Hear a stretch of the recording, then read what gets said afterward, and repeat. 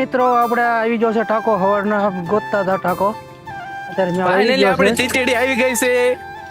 તમને હવે વિડીયો મૂક્યો તો તમને દેખાડ્યું તું એટલે ઈ ટાંકો આમાં માહિતી આમ છે જ ખરા દેખાડ્યું ને? પાણી નતું આપણે થોડો વિચાર કરીએ એટલે આપણે ટાંકો આવી ગયો છે હવે આપણે 4-5 ટાંકા નાખી દઈએ એટલે ચોમાસું આવી જાય અને માછલા જીવતા રહી જાય એવું કાંઈક કરવી ટાંકો એક પડ્યો છે ટાંકો લઈ લેવી આપણે કુવેથી ભરવાનો છે તો બસ બનાવી બસ આપણે. બસ બસ